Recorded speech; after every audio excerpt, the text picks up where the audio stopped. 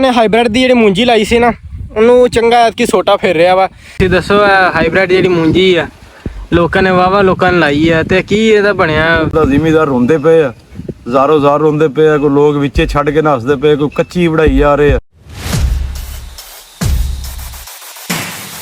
ਸੱਜਣੋ ਤੇ ਮਿੱਤਰੋ ਕੀ ਹਾਲ ਚਾਲ ਹੈ? ਉਮੀਦ ਕਰਦਾ ਸਾਡੇ ਭਰਾ ਖੈਰੀਅਤ ਦੇ ਨਾਲ ਹੋਣੇ ਆ। ਤੁਸੀਂ ਆਪਣਾ YouTube ਚੈਨਲ ਦੇਖ ਰਹੇ ਹੋ ਮਨਵਰ ਗੁੱਜਰ ਵਲੋਗ ਤੇ ਮੈਂ ਤੁਹਾਡਾ ਆਪਣਾ ਭਰਾ ਮਨਵਰ ਗੁੱਜਰ। ਅੱਜ ਦੀ ਵੀਡੀਓ ਸ਼ੁਰੂ ਕਰਦੇ ਹਾਂ ਕਿਉਂਕਿ ਜਿਹੜਾ ਭਾਈਆਂ ਨੇ ਨਾ ਆਪਣੇ ਕਿਸਾਨ ਭਾਈਆਂ ਨੇ ਲਾਈ ਸੀ ਹਾਈਬ੍ਰਿਡ ਦੀ ਮੂੰਜੀ, ਉਹਨਾਂ ਨੂੰ ਅੱਜ ਐਤਕੀ ਚੰਗਾ ਸੋਟਾ ਫਿਰ ਰਿਹਾ ਵਾ।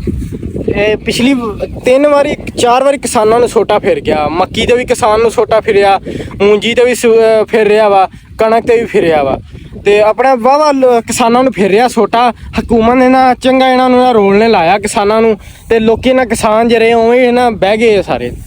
ਪਰ ਬੰਦੇ ਤਾਂ ਕੋਈ ਨਹੀਂ, ਇਨਸ਼ਾਅੱਲਾ ਮਿਹਨਤ ਕਰਨਗੇ, ਅਗਲੀ ਵਾਰੀ ਹੋਰ ਨਾ ਕੋਈ ਅੱਲਾ ਬਿਹਤਰ ਹੀ ਕਰੇਗਾ। ਤੇ ਆਪਣਾ ਐਤਕੀ ਨਾ ਲੋਕਾਂ ਨੇ ਹਾਈਬ੍ਰਿਡ ਦੀ ਜਿਹੜੀ ਮੂੰਜੀ ਲਾਈ ਸੀ ਨਾ, ਕਿਉਂਕਿ ਇਹਨਾਂ ਨੇ ਨਾ ਲਾਈ ਵੀ ਜਲਦੀ ਸੀ ਤੇ ਇਹਨਾਂ ਦੀ ਹੋ ਗਈ ਤਿਆਰ ਸ਼ਿਆਰ ਹੋ ਗਈ ਆ। ਇੰਨੀ ਨਹੀਂ ਹੋਈ ਸੀ, ਇਹਨਾਂ ਨੇ ਜਲਦੀ ਵਢਾ ਵਢੂ ਵੀ ਲਈ, ਸਾਰਾ ਕੁਝ ਕਰ ਲਿਆ। ਤੇ ਇਹਨਾਂ ਦੀ ਇਹ ਪਿਛਲੀ ਵਾਰੀ ਸੀ, ਇਹਨਾਂ ਨੇ ਲੋਕਾਂ ਨੇ ਲਾਲਚ ਕੀਤੀ। ਪਿਛਲੀ ਵਾਰੀ ਵਾਹਵਾ ਨਿਕਲ ਆਈ ਸੀ ਹਾਈਬ੍ਰਿਡ ਦੀ ਮੂੰਜੀ ਕਿ 100 ਮਣ ਲੋਕਾਂ ਦੇ ਕਿੱਲਿਆਂ 'ਚੋਂ ਨਿਕਲੀ ਸੀ। ਉਹਨਾਂ ਨੇ ਐਤਕੀ ਲਾਲਚ ਕੀਤਾ ਕਿ ਐਤਕੀ ਵਾਹਵਾ ਨਿਕਲੇਗੀ, ਪਰ ਐਤਕੀ ਵੀ ਨਹੀਂ ਨਿਕਲ ਰਹੀ ਕਿਉਂਕਿ ਉਹਨਾਂ ਨੇ ਜੀ ਇੱਕ ਤਾਂ ਜਲਦੀ ਮੌਸਮ ਦੀ ਤਬਦੀਲੀ ਵਜ੍ਹਾ ਇਹਨਾਂ ਬਹੁਤ ਜਲਦੀ ਕਰਕੇ ਲਾ ਲਈ। ਦੂਸਰਾ ਜਨਾਬ ਇਹਨਾਂ ਨੇ ਆਪਣੇ ਹਾਈਬ੍ਰਿਡ ਦੀ ਨਾਲ ਲਾਲਚ ਕੀਤਾ ਕਿ ਐਤਕੀ ਵੀ ਵਾਹਵਾ ਨਿਕਲੇਗੀ, ਪਰ ਨਹੀਂ, ਐਤਕੀ ਕੋਈ ਸ਼ੈ ਘੱਟ ਬਹੁਤ ਨਿਕਲ ਰਹੀ ਹੈ। ਲੋਕਾਂ ਦੇ ਕਿੱਲਿਆਂ ਵਿੱਚੋਂ ਬਹੁਤ ਥੋੜ੍ਹੀ ਨਿਕਲ ਰਹੀ ਆ। ਤੇ ਸਾਡੇ ਨਾਲ ਡੇਰੇ ਦੇ ਨਾਲ ਆਪਣੇ ਹੈ ਵਾ ਅਸੀਂ, ਉਹਨਾਂ ਨੇ ਭਾਈ ਲਾਈ ਸੀ ਹਾਈਬ੍ਰਿਡ ਦੀ ਮੂੰਜੀ। ਉਹਨਾਂ ਦੇ 3 ਕਿੱਲਿਆਂ ਦੇ ਵਿੱਚੋਂ ਬਹੁਤ ਹੀ ਘੱਟ ਨਿਕਲੀ ਆ। ਤੇ ਹੁਣ ਉਹਨਾਂ ਪਹਿਲਾਂ ਕੀ ਕੀਤਾ, ਮਸ਼ੀਨ ਆਈ ਸੀ ਉਹ ਵੱਢ ਵੁੱਢ ਕੇ ਚੱਲ ਗਈ।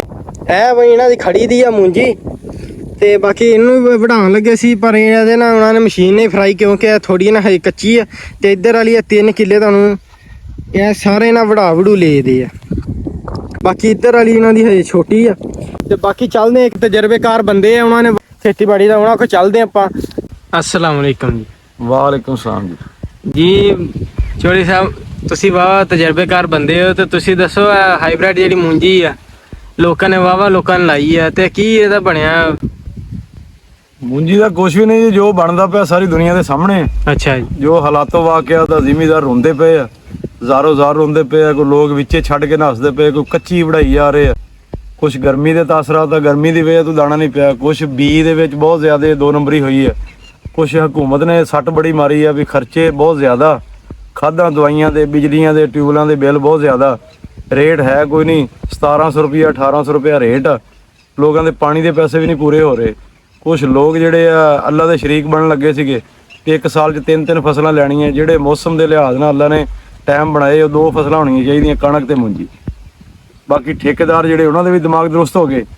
ਜਿਹੜੇ ਬੜੇ ਅਮੀਰ ਬਣਨ ਦੇ ਚੱਕਰਾਂ 'ਚ ਸੀਗੇ, ਰਾਤੋਂ ਰਾਤ ਅਮੀਰ ਹੋਣ ਵਾਲੇ ਚੱਕਰ ਸੀ, ਉਹ ਵੀ ਬਿਲਕੁਲ ਆਨੇ ਵਾਲੀ ਸੀਟ ਤੇ ਆ ਗਏ।